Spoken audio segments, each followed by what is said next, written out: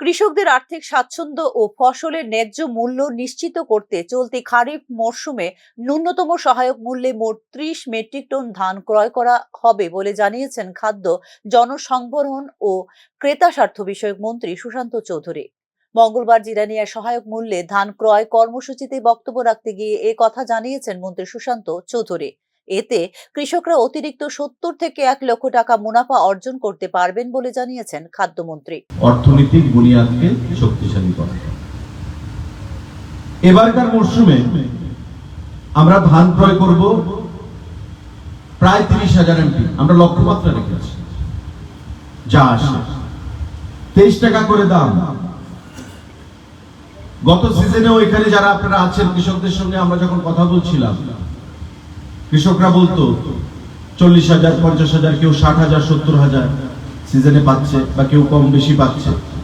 অর্থাৎ বছরে দুবার এই যে ধান আমরা ক্রয় করি, এতে একটা কৃষকের ৭০,০০০ থেকে ১ লক্ষ টাকা তার এক্সট্রা মুনাফা হচ্ছে, ইনকাম হচ্ছে। এই টাকাটা কিন্তু আগের সরকার দিলে পারত, দেয়নি। কৃষকদের অর্থনৈতিক বুনিয়াদ শক্তিশালী হবে, মনের থেকে মানসিকতা প্রয়োজন। মুখ্যমন্ত্রী ডক্টর মানিক সাহা নেতৃত্বাধীন সরকারের লক্ষ্য কৃষি কাজে কৃষকদের উৎসাহিত করা। এক্ষেত্রে প্রতি বছরে বৃদ্ধি পাচ্ছে ন্যূনতম সহায়ক মূল্য, জানিয়েছেন মন্ত্রী সুশান্ত চৌধুরী। অর্জন করতে পারবে না সরকার। উদ্দেশ্য কি?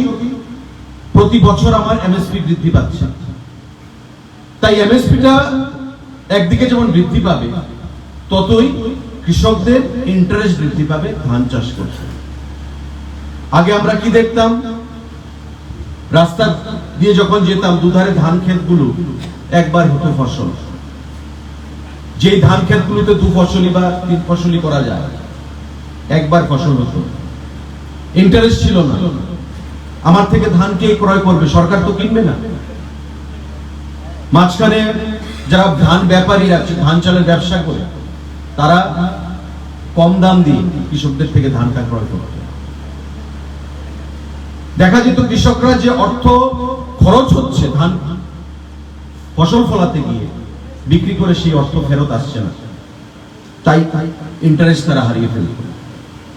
এমএসপি যখন ঘোষণা হলো, আমাদের সরকার যখন ঘোষণা করলো যে এমএসপি তে আমরা ধান ক্রয় করব, আমরা দেখি রাস্তার দুধারে যে ধান ক্ষেতগুলো, একবার ধান কাটা হচ্ছে, সঙ্গে সঙ্গে আবার জ্বালা ফেলা হচ্ছে, আবার ধানের জন্য সেখানে কৃষকরা মাঠে কোমর বেঁধে পরিবার সহ মাঠে নিয়ে যাচ্ছে।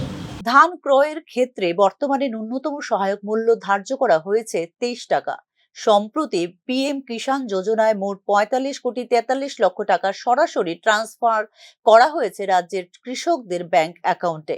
রাজ্যের প্রতিটি কৃষি মহকুমায় আধুনিক কৃষি পরিকাঠামো গড়ে তোলার পাশাপাশি সার, বীজ, কৃষি যন্ত্রপাতি এবং প্রশিক্ষণের মাধ্যমে কৃষকদের সমর্থন দেওয়া হচ্ছে বলে এদিন জানিয়েছেন খাদ্যমন্ত্রী সুশান্ত চৌধুরী। কৃষক বন্ধু কেন্দ্র ও কৃষক জ্ঞান অর্জন কেন্দ্র স্থাপন করে তাঁদের হাতে তুলে দেওয়া হচ্ছে সময়োপযোগ বিভিন্ন তথ্য, জানিয়েছেন খাদ্যমন্ত্রী।